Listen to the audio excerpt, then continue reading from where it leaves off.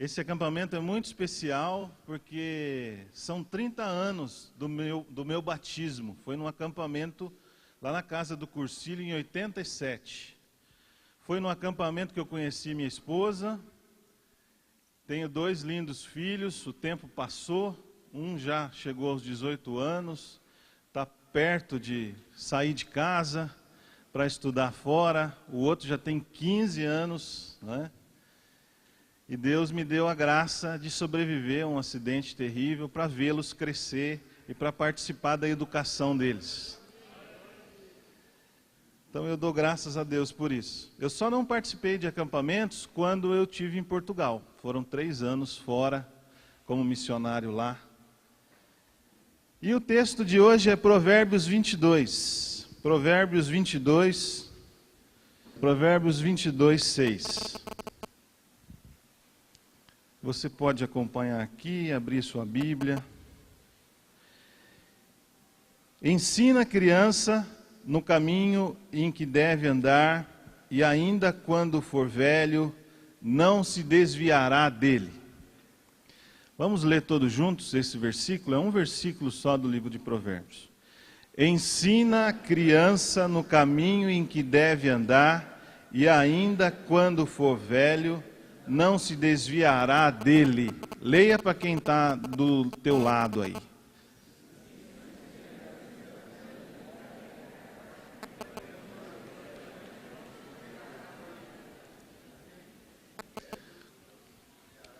Por certo, é um versículo conhecido da maioria de nós.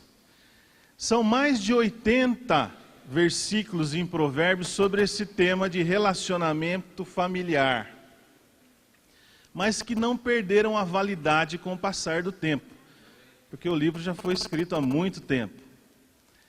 Cada um deles é um princípio bíblico, como se um mestre estivesse ensinando aos seus discípulos, ou seja, um pai aos seus filhos, ao seu filho, o próprio Deus a nós somos seus filhos, porque Deus quer que nós sejamos filhos sábios, Deus quer que sejamos como Jesus, pais e mães exemplares que formam filhos também à semelhança de Cristo. E isso, nesses dias em que a gente vive crise de relacionamentos nas casas, é fundamental, porque o estilo de vida das nossas famílias, até dentro das igrejas, infelizmente, faz com que as pessoas não tenham um tempo disponível mais umas para as outras, para olharem nos olhos, para conversar, para comerem juntas, porque os pais estão trabalhando nessa roda consumista, muitas vezes, buscando coisas que não precisam, seus filhos estão observando e estão indo pelo mesmo caminho. Então esse individualismo gera conflitos dentro de casa, tremendos, a ponto de filhos ficaram com ódio dos seus pais. E todo esse quadro, ele é apresentado nesse livro aqui, olha, Família. Eu escolhi um capítulo que fala da criação de filhos, que é o capítulo 10. E vou citar alguns textos, e quando for a parte completa, eu vou mostrar aqui para vocês verem que eu estou falando a verdade. Que está escrito lá. Quando Deus criou o homem e a mulher, Ele dotou-os com essa maravilhosa capacidade de gerar filhos. Você já parou para pensar que coisa fenomenal? E o coração paterno de Deus fez com que Ele desejasse compartilhar conosco essa linda tarefa de ter filhos. Os filhos não existem para nos sobrecarregar ou nos fazer sofrer inutilmente,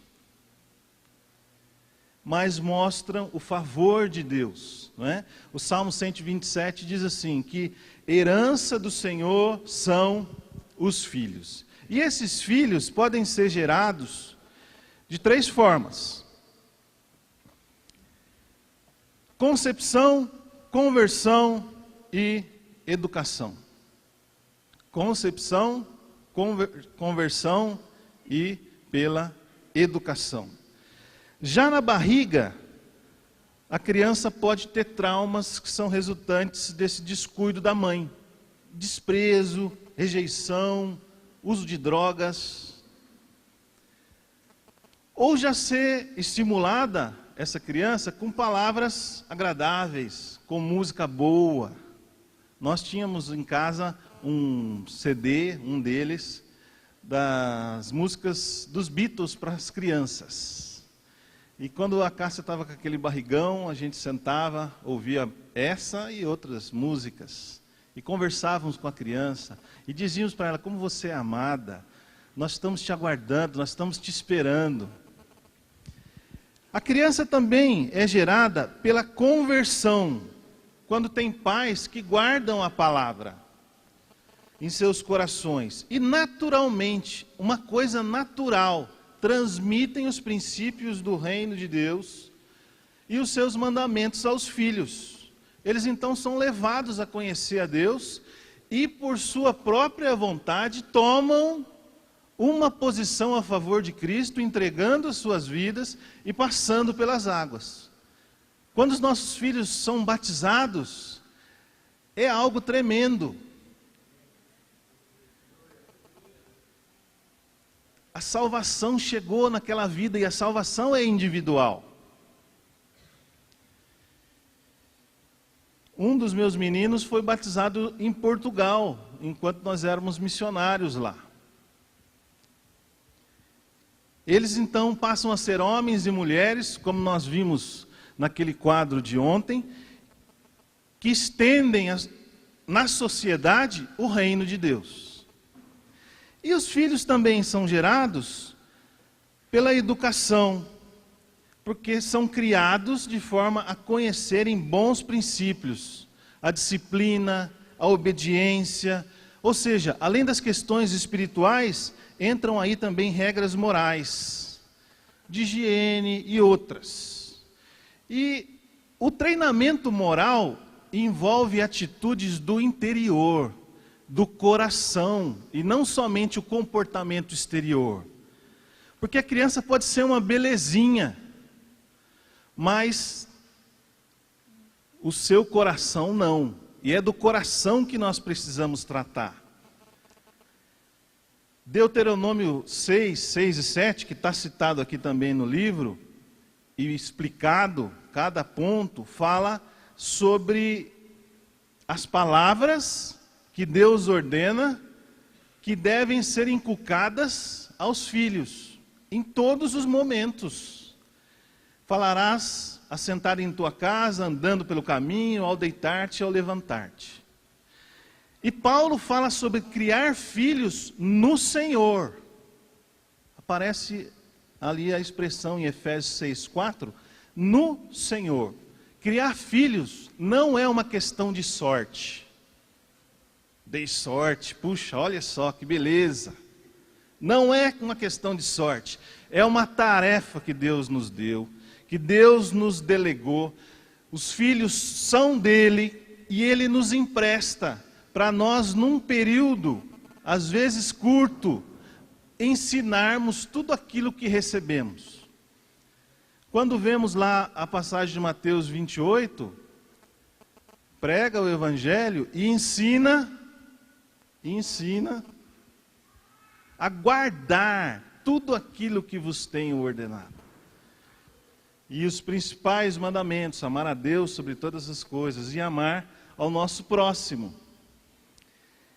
O homem se projeta para o futuro através dos seus filhos. Se você vai no Salmo 128, você vê lá nos versículos 5 e 6, o Senhor te abençoe desde Sião, para que vejas a prosperidade de Jerusalém durante os dias de tua vida, e depois fala dos filhos. E esse salmo é interessante. Eu estava conversando ontem com um irmão, porque ele mostra exatamente o que o Ed falou a respeito do Adão ali no início. Mostra que o homem, primeiramente, ele precisa, para ser feliz, temer o Senhor. Ele precisa andar nos caminhos do Senhor. E depois, trabalhar, se afadigar, para ter recursos, para no terceiro passo construir a sua família. Só depois, nesse salmo, é que fala da mulher que está no interior da tua casa. E só na parte seguinte é que são comentados a respeito dos filhos. Então, meninas, prestem atenção nisso. Observem se o seu namorado teme ao Senhor, anda nos caminhos do Senhor. Quando Paulo fala que não há comunhão entre luz e trevas, é porque não há comunhão entre luz e trevas.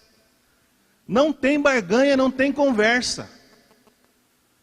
Se não teme ao Senhor, você vai ter problema no seu casamento. E nós temos acompanhado, e eu no meu grupo caseiro, pessoas sofrendo, porque foram desobedientes. Não tiveram aprovação dos pais e casaram. É preciso que haja bênção dos pais. Não é? A sua liderança não indicou daquela forma. Aí a pessoa corre e vai para outra igreja, para casar lá, para resolver o problema dela. E aí, para a sua vida toda, tem consequências sérias, né?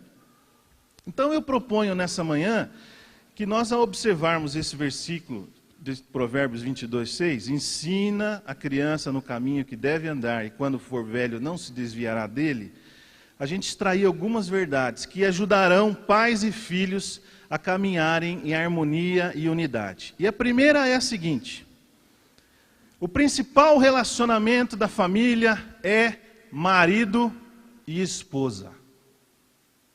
Quem que deve ensinar? Pai e mãe. E dentro da estrutura familiar, esse é o padrão divino. É o primeiro relacionamento social da Bíblia. O principal na família: marido e esposa.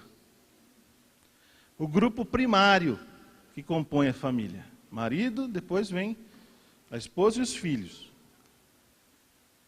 Quando você casa, você acha que é uma pessoa, com uma pessoa só que você está casando. Mas aí vem o pacote. Vocês já entenderam o que eu estou falando, né? Aí vem aquele pacote que você vai desembrulhando aquele pacote. Quanto mais você vai desembrulhando aquele pacote, mais vai complicando o negócio. Você sabia que o único animal que se mete na vida dos parentes é o homem?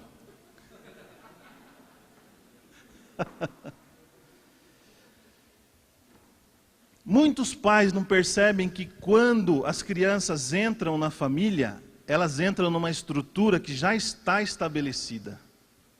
Por isso o relacionamento marido e esposa deve ser prioridade contínua, mesmo com o passar dos anos. Até porque chega uma idade que os filhos nos deixam. E aí ficamos. Você, sua esposa, eu e a minha esposa. Esses dias eu vi a história de um homem que frequentava aqui conosco as reuniões. E aí o filho passou a conhecer uma outra comunidade, se encantou lá, e o pai com a mãe mudaram da igreja atrás do filho. Não são os filhos que determinam isso. Eles precisam seguir os pais. A qualidade do relacionamento pai-filho, pai, filho, filha, depende da qualidade do relacionamento marido e esposa. Se você tem um mau relacionamento com a sua esposa, você com o seu marido, você vai transmitir isso para os seus filhos. E muito da segurança da criança depende do que ela observa entre seu pai e sua mãe. Quando ele percebe, o filho, que há uma afeição entre eles, amor, ele se sente mais seguro.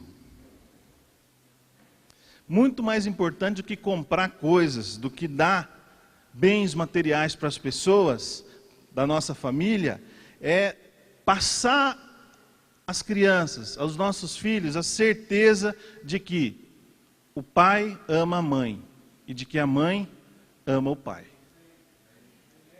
Estão em unidade.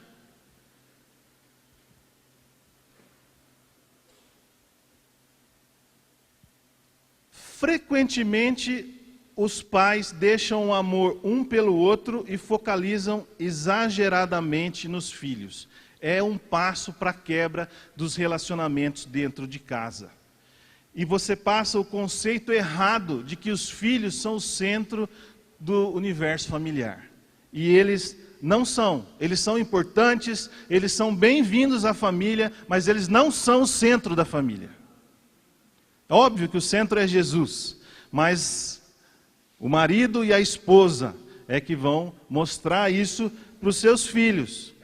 Tanto é que a paternidade, quando ela é centralizada nos filhos, ela afasta o marido da esposa, em vez de aproximar. O Ed mostrou aquele quadro, marido e esposa, que eles iam se aproximando de Deus. Quando os filhos são o centro, afasta de Deus. Prejudica a formação moral da criança. Você concede a ela poderes que ela não tem. Ela passa a se achar dentro de casa. Ela acha que manda. Ela começa a interferir. Aproxima-se da idolatria.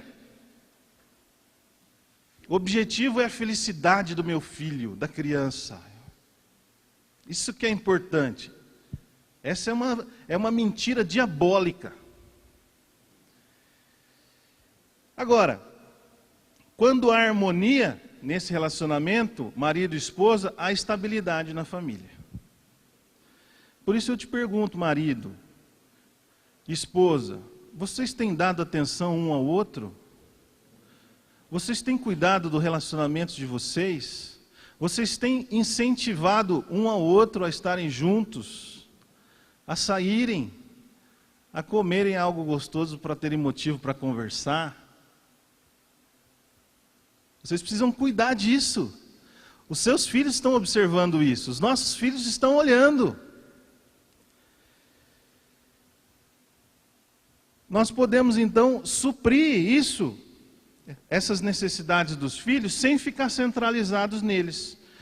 A vida não para quando os filhos chegam. Podem ir devagar, mas não para.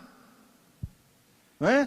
Tem pessoa que ganha bebê e só depois de um ano volta para a igreja. Porque tem que tomar as vacinas, depois precisa disso, precisa daquilo. Cuidado. Eu sei que o ritmo fica mais complicado, mas não deixe de participar do seu grupo caseiro, não deixe de discipular, não deixe de ser discipulado, discipulada. Faça um esforço, continue se envolvendo. Ah, eu não vou no acampamento porque meu bebê tem 6 meses, né? Vai! Participa das coisas, se envolva, né? Se vocês tinham uma noite de namoro uma vez por semana antes dos filhos nascerem, volte a essa noite de namoro o mais rápido possível.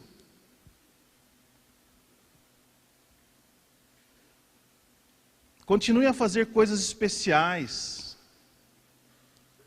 Sejam hospitaleiros, porque quando você é hospitaleiro, o teu filho, tua filha está observando. Está vendo que ele não é o centro mais. Mas você está dando atenção para as outras pessoas. Você está mostrando o que é o serviço. Pratique o tempo do sofá. Senta lá com a tua esposa, de mãozinha dada, para os teus filhos perceberem. Abrace e beije ela na casa, assim. Não muito sensual, é claro, né? Não precisa ser uma pegada forte, né? Mas para os filhos olharem, perceberem que vocês se amam. Sabe que no capítulo 31 de Provérbios, eu tenho certeza que os filhos aprenderam a falar bem da mãe porque o marido fazia isso. Ele falava assim, você está acima de todas as mulheres. O pai falava isso. Os filhos percebiam. Segundo lugar, o coração precisa ser treinado. Olha o versículo nosso. A primeira parte era ensina a criança. A segunda aí, no caminho em que deve andar. No nascimento, a criança não tem nenhuma percepção dos padrões daquilo que é certo, daquilo que é errado. E a paternidade cristã educa a criança para ela controlar o seu comportamento a partir do coração. Se você observar essa frase, o coração é o centro de toda a vida e do comportamento. Os pais que trabalham no coração da criança, no depósito moral, treinarão essa criança como um todo. Porque esses versículos que estão aí relacionados mostram que o coração, no Salmo 139, Deus vê e sonda os nossos corações. Jesus disse que o comportamento e as palavras têm origem aonde? No coração. Provérbios 4:23 nos adverte que as impressões de uma vida jovem são modeladas no coração. E que as fontes da vida procedem do coração. E Provérbios 6:18, que é outro texto de Provérbios, fala da habilidade do coração em planejar projetos pecaminosos. Por isso nós temos que conhecer a palavra e chamar aquilo que é certo de certo e aquilo que é errado de errado. Não tem meio termo.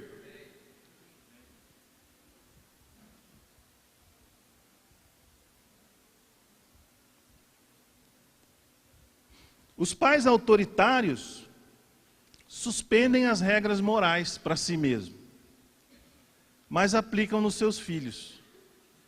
Você faz aquilo que eu estou te falando, né? Mas eu não vou fazer. E as crianças, elas obedecem por medo de repreensão e não por amar aquilo que é o bem. Quando você treina o coração, a criança aprende a fazer aquilo que é certo e entende por que ela está fazendo aquilo. E faz com prazer, porque sabe que está agradando acima de tudo o coração de Deus. Tem muitos jovens que quando saem de casa para estudar e ficam longe dos seus pais, eu vou usar aqui também uma neologia, uma nova palavra. Vocês vieram, né? Ele desbunda, né? Ele faz coisas que os pais nem imaginam. E depois ele tem que correr no Facebook, nas redes sociais, no Instagram, para não aparecer nada. Porque imagina, se meu pai e minha mãe me vê desse jeito aqui nessa cidade, que eu estou fazendo com o dinheiro deles. Guilherme, não vai fazer isso, pelo amor de Deus, hein? Não vai desbundar, hein? Os pais permissivos suspendem as regras para as crianças, ou ampliam tanto as regras, que elas parecem que não existem. Porque eles dizem assim, eu não quero que o meu filho se frustre, eu não quero que ele passe por desapontamentos, eu não quero que ele sofra. Para com isso. Isso faz parte do crescimento dele. Para que haja maturidade. Ele precisa fracassar para ele aprender. Ele precisa errar para que haja correção. Para que o pai se coloque do lado dele.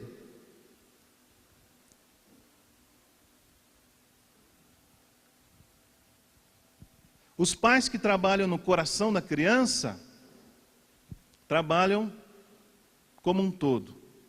Às vezes a pessoa coloca o menino ou a menina numa escola e fala, puxa, olha, é a melhor escola. Eu estou investindo o que eu tenho dos meus recursos. Bobo, como diz o seu Abílio, como que é? Tonto. Você está gastando o seu dinheiro para que o seu filho seja bem formado intelectualmente. Mas isso não é o mais importante.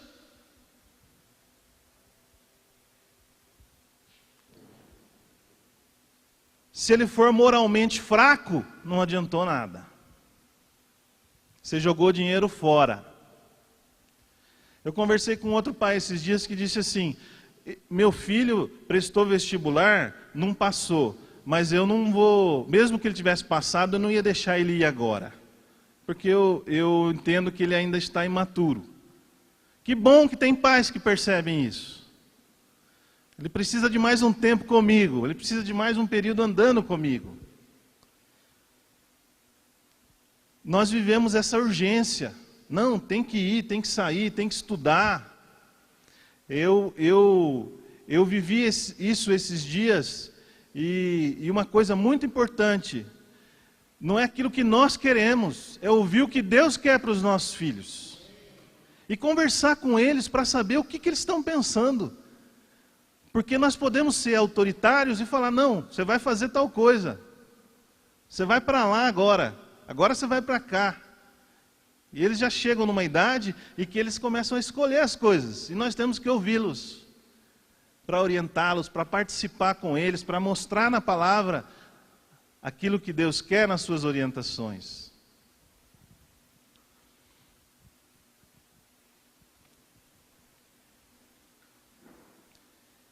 Tem pai, por exemplo, que acha que não deve disciplinar o filho, e a disciplina é um processo bíblico. E se você reter a mão, reter a vara, você vai passar vergonha. Esse teu filho vai te envergonhar, porque você não o corrigiu na hora certa. Esse processo de treinamento e aprendizagem promove esse desenvolvimento da criança. E é correção, gente, não é punição. Não precisa massacrar a criança, né? A Bíblia fala isso. Não bata a ponto de matá-lo. É correção.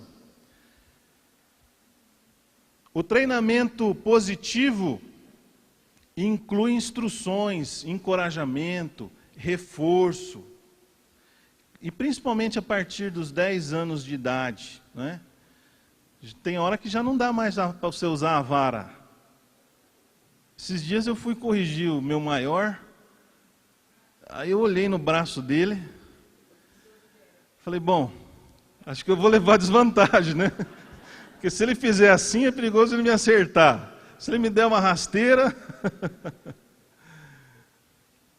Quer dizer, os filhos maiores têm que ser de outra forma. Muita conversa. Olha só o que o seu Abílio fala aqui, na página 97, desse capítulo 10. É indispensável formar filhos que reflitam, que pensem, que analisem as coisas, que observem, que tirem suas conclusões. Nós não estamos criando robôs. Tenham força de vontade, coragem, alegria, que sejam gratos, que sejam pessoas generosas, que saibam conversar. O processo educativo deve ser global, transmitir-lhe os princípios do reino de Deus, o discipulado, o relacionamento pessoal com Deus. Não é verdade? E aí a gente chega num ponto que fala, puxa, mas eu não consigo fazer isso que o Marcos comentou até agora. E entra a graça de Deus. Deus é Deus conosco. Deus é Deus conosco, paz. Deus Emanuel, Deus presente. Ele nos ajuda. Porque Ele sabe que os nossos filhos não podem alcançar aquilo que Ele tem, se não for através de nós, como pais. Por isso Ele nos conduz. Ele nos dá coragem também. Não é você largar tudo e falar, bom, já que é pela graça, Deus que faça o que Ele tem que fazer com o meu filho. Não é nada disso. Essa espera no Senhor não conduz a gente a uma passividade.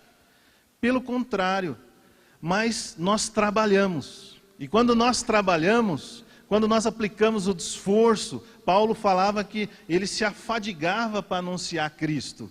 Quando nós fazemos isso em relação aos nossos filhos, Deus comunica a cada membro da sua família a sua graça. Porque os pais estão alinhados verticalmente com o Senhor, estão em comunhão com Ele. Isso é maravilhoso. E aí nós oramos fervorosamente, desesperadamente, reconhecendo a nossa completa dependência de Deus.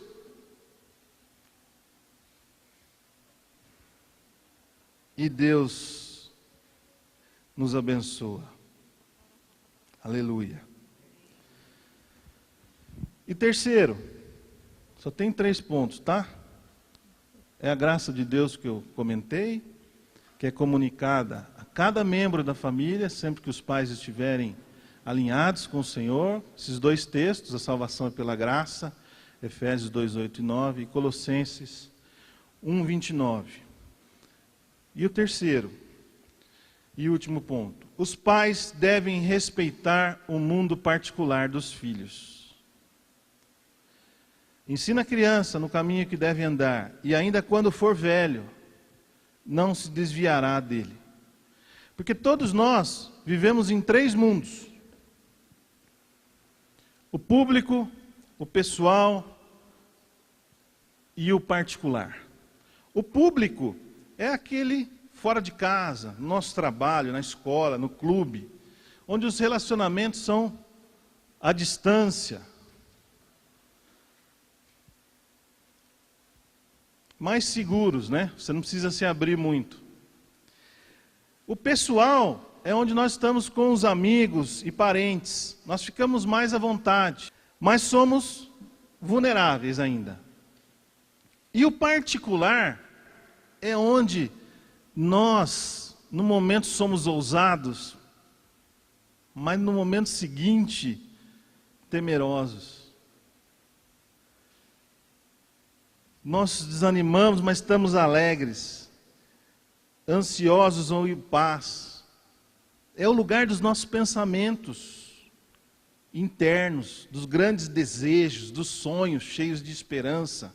É o lugar mais secreto de todos os lugares. Ninguém pode visitá-lo sem o nosso convite.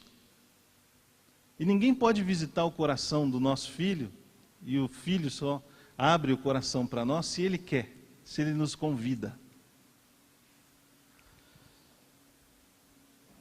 E eles têm esse mundo particular que está em constante, eles, os filhos, constante mudança e se desenvolvendo. E nós, pais, precisamos ser sensíveis a esse mundo. Porque essa janela aberta pode passar despercebida. E é aquela hora que o filho abre uma frestinha e que nós temos que estar prontos para estar junto deles, para entrar. É a porta que está abrindo? É a porta do coração que está abrindo. Valdir, entra na porta, hein? A campainha às vezes não toca 2 vezes. A campainha tocou na vida do seu filho, entra. Um pai com quem eu compartilhei essa semana e chorei ao ouvir ele contar, e eu não vou contar tudo aqui, mas o filho fez algo errado. E ele foi confessar para o pai. E essa confissão, esse pedido de perdão, pai, perdão, criou uma chance que a conversa se estendeu e chegou lá no fundinho do coração. E esse menino começou a contar uma série de coisas, de medos dele. Que oportunidade.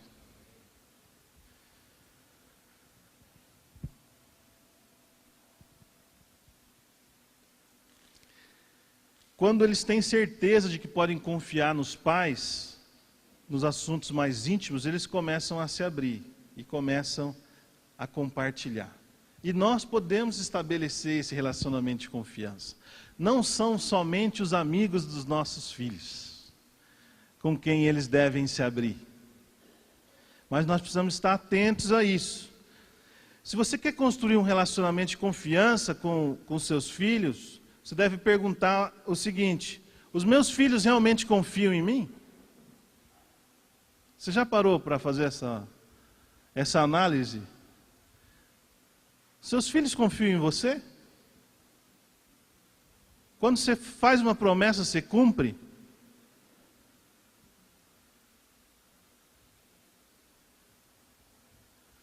Confiança é o fundamento sobre o qual se constrói qualquer bom relacionamento.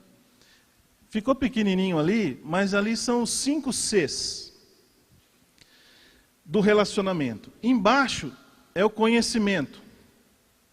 Quando nós começamos a nos relacionar com alguém, primeiro nós fazemos aquilo que o seu Abílio indicou no primeiro dia. Pergunta o nome, pergunta onde mora, de onde veio, o que está fazendo aqui, o que faz.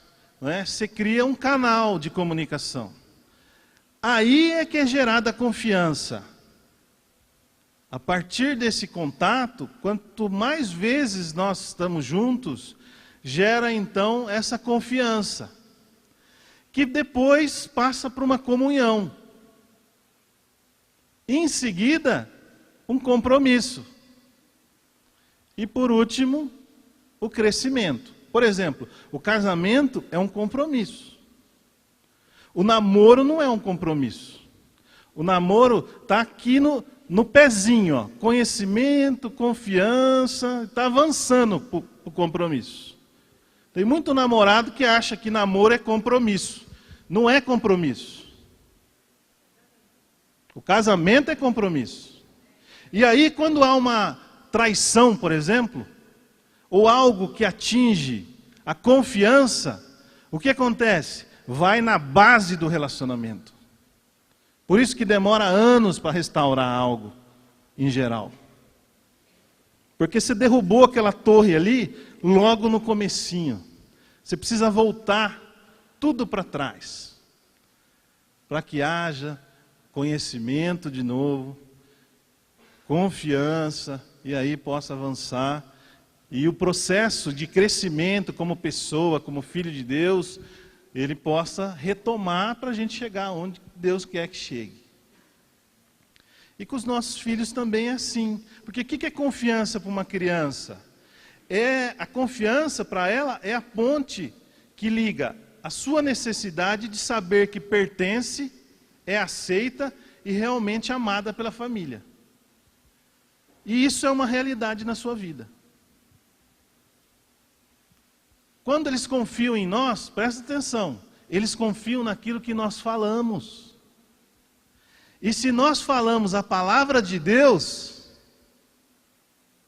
eles vão confiar na palavra de Deus e em Deus.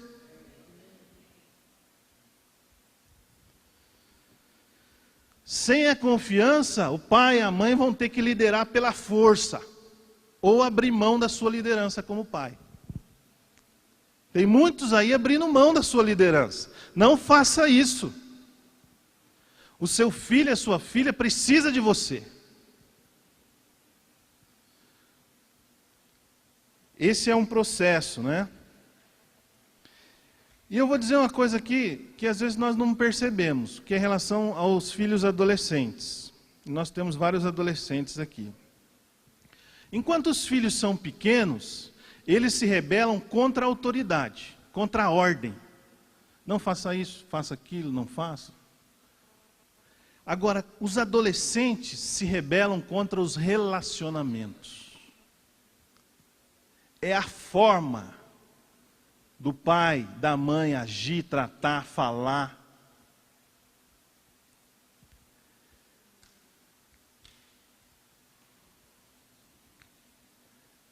Ou seja, as principais influências que afetam o comportamento de um adolescente são os próprios pais. E as suas práticas de educarem os filhos. Uma das formas dos pais irritarem os seus filhos, que faz com que eles se rebelem contra os relacionamentos, é essa paternidade autoritária, onde eles não praticam aquilo que eles mandam que seja feito. É uma forma.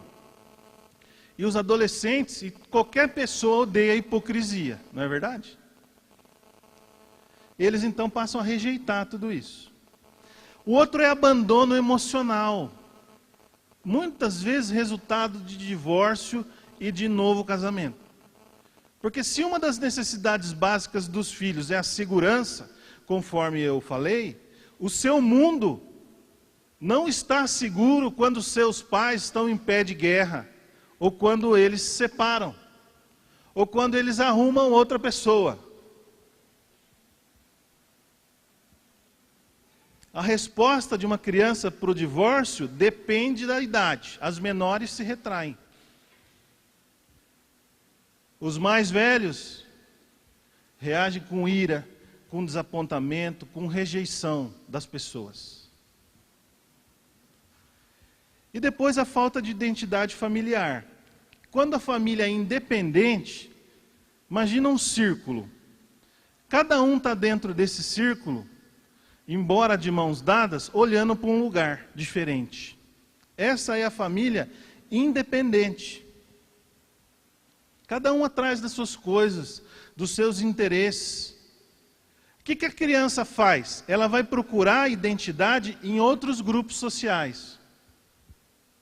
Nos amigos, nas turmas. Porque ele não encontrou isso dentro de casa.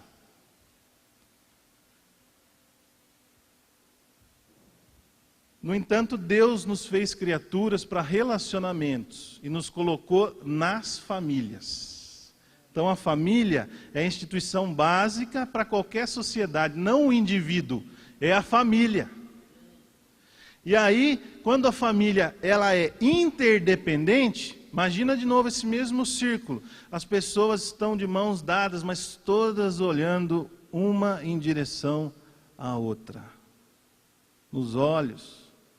Percebendo o que elas precisam, interagindo, isso cultiva uma identidade familiar, uma sensação de pertencer a todos dentro de casa.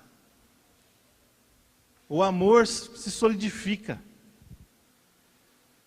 Por isso que lá no livro de Malaquias, no final do livro de Malaquias, nos versículos 5 e 6 do capítulo 4, o profeta diz que será enviado Elias, antes que venha o grande e terrível dia do Senhor, e ele converterá o coração dos pais aos filhos, e o coração dos filhos aos seus pais, para que eu não venha e fira a terra com maldição.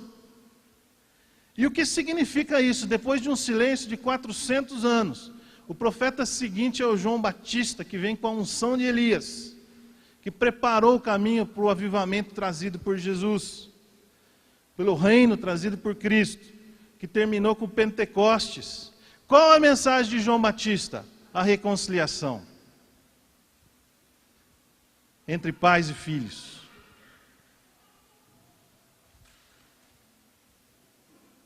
Quanto mais a criança sente que faz parte da família, menos provável que ela procure identificação com outras coisas. E aí, papais e mamães, nós podemos perguntar, temos cultivado um espírito de equipe dentro da nossa casa? Temos dado aos nossos filhos condições básicas para eles ficarem com desejo de pertencer à nossa família? Eu quero pertencer a essa família é demais, essa família é... Ou é o contrário? Nunca é tarde demais para fazer correções na maneira como estamos educando os nossos filhos. Sejam eles pequenos, sejam eles já adolescentes, sejam eles já crescidos, já adultos. Para isso existe um remédio, que chama o perdão, para que haja cura da alma, para que haja cura do coração, para que haja restauração dos relacionamentos. Que o Geraldo vai entrar nesse assunto hoje à noite. E é interessante esse texto, porque fala que o filho, a criança, ainda quando for velho, não se desviará. Talvez você, pai, tenha o seu filho que você se afadigou, ensinou, longe do Senhor. Creia nessa promessa. A semente que foi plantada, ore muito por ele. Para que ele possa andar junto ao Senhor. E possa conduzir a sua família. Assim como você, pai, mãe, o ensinou. Não existe nada perdido. Nós cantamos hoje, não há impossíveis para Deus. Conclusão. Vamos voltar ao texto. Opa. O texto é esse. Ensina a criança no caminho que deve andar, e ainda quando for velho, não se desviará dele. Então nós vimos, primeiro, o relacionamento principal da família é marido e esposa. Os filhos vieram depois, não podem ser o centro. Os pais precisam estar em harmonia para ensiná-los. Além disso, devem ser sempre os modelos para seus filhos na formação de seu caráter. Segundo, o coração precisa ser treinado, porque ele é enganoso. E os nossos filhos precisam passar por um treinamento moral, de acordo com a palavra. Devem crescer num clima de diálogo. Não é suficiente, por exemplo, ensinar que eles se sintam amados. Mas eles devem aprender a amar outras pessoas e a amar Deus acima de tudo. E terceiro, os pais devem respeitar o mundo particular dos seus filhos. Estejam atentos,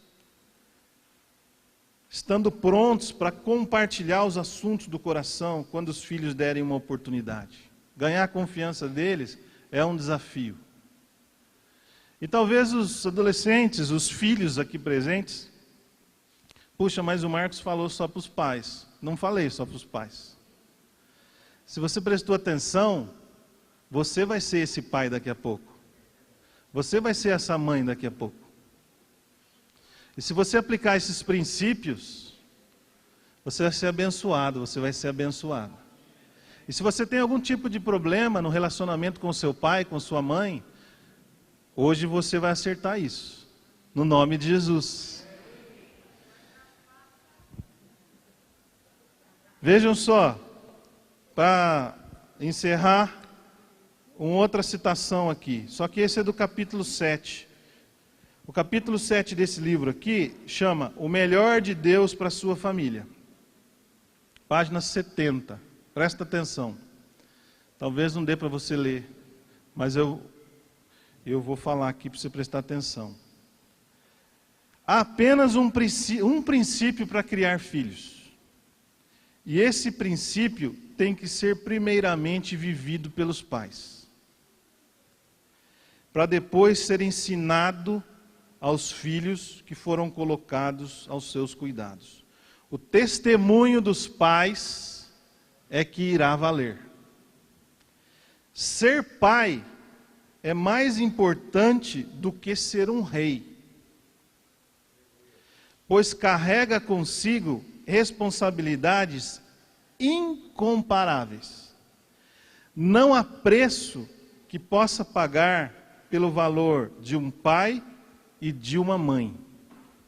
Assim, Deus os fez para preservar a família. Assim, Deus os fez para preservar a família. Amém?